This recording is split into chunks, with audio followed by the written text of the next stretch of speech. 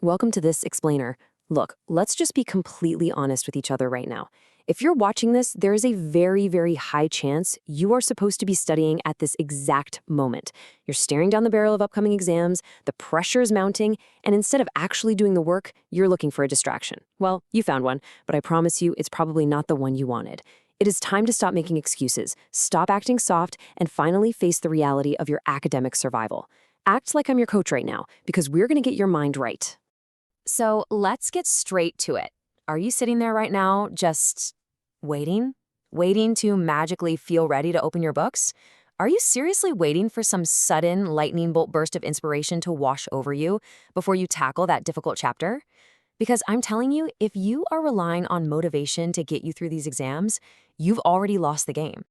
Let me hit you with some absolute truth from former Navy SEAL and ultra-endurance athlete David Goggins. He puts it perfectly. He says, motivation is crap. Motivation comes and goes. When you're driven, whatever's in front of you will get destroyed. Think about that. Motivation is a completely unreliable trap. It's just an emotion. And just like happiness or sadness or anger, it fades. You absolutely cannot build a successful academic career or, frankly, a successful life on something that completely disappears the second you feel a little tired or bored. Section 1. The motivation trap. We live in this society that constantly tells you to wait for inspiration, to wait until things feel right. And yeah, avoiding the discomfort of studying, it feels incredibly safe right now. Watching just one more episode, scrolling your feed for another 20 minutes, it's comfortable. But Goggins warns us that this comfort zone is exactly where your dreams go to die. It is quietly, painlessly killing your future. Too much comfort literally just silently weakens your ambition and destroys your resilience. Section 2. The anatomy of excuses. Okay, let's break down the actual science of what's happening in your brain when you make these excuses. According to psychology research from Headspace, your excuses are actually just a pathetic defense mechanism. It's something called self-handicapping. See, when you face a test, you naturally feel anxiety, right?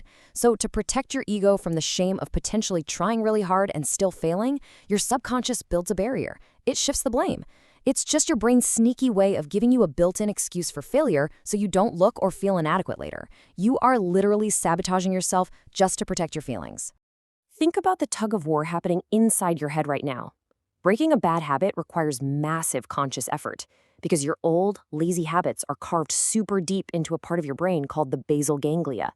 This area just feeds you dopamine to reward short-term pleasure, like procrastinating. But you have a weapon.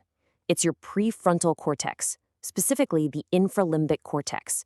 This brain region actually has the power to favor and build brand new, disciplined habits over those old lazy ones. You have to actively, consciously fire up that prefrontal cortex to override the basal ganglia's desperate desire to keep you lazy. Section 3, the Stoic reality check. So, how do we actually hack that brain of yours to stop this self-handicapping nonsense? We're going to borrow a page from ancient Stoic philosophy. The ancient Stoics, like the philosopher Chrysippus, taught that your overwhelming stress and that intense exam anxiety, they aren't physical realities. They categorize these negative emotions as passions, which they simply defined as irrational, evaluative judgments. What that means is, the stress you're feeling right now isn't caused by the exam itself. It's caused by your incorrect, irrational judgment about the exam. You're misjudging the situation, and it's causing your mind to totally panic. Think about this framework. The Stoics divided these passions into present and future, good and evil. Notice exactly where your exam anxiety lives. It falls under fear, and the Stoics define fear as an irrational aversion to an expected future danger. It is an illusion. You are sitting there terrified of a future event that hasn't even happened yet. To succeed, you have to master this mind game. You have to realize that this fear is a completely irrational emotion, and you can simply choose to discard it. Section 4. Discipline destroys motivation. All right, now that you know your excuses are just cheap biological tricks, and your fear is nothing but a philosophical illusion, it is time for the absolute antidote, pure discipline. Goggins says you have to build calluses on your brain, just like how you build calluses on your hands. Think about it. If you lift heavy weights, your hands get blistered, right? And then they form hard calluses to protect themselves. Well, your mind works the exact same way. Sitting down to study when you feel your absolute worst, when you're exhausted, anxious, and bored out of your mind, that is literally the only way to build true mental toughness and resilience. Every single time you study when you don't want to, you are callousing your mind. And you need to accept a very, very harsh reality right this second. No one is coming to save you. Your teachers, they can't take this exam for you. Your parents can't take it for you. And frankly, the world doesn't care what you did yesterday or how smart you used to be in middle school. You have to step up and take absolute ownership of your situation right now. So stop lying to yourself. As Goggins points out, denial is the ultimate comfort zone. Pretending you have plenty of time to study tomorrow or telling yourself, I already know this material well enough, that is a comfortable, pathetic lie.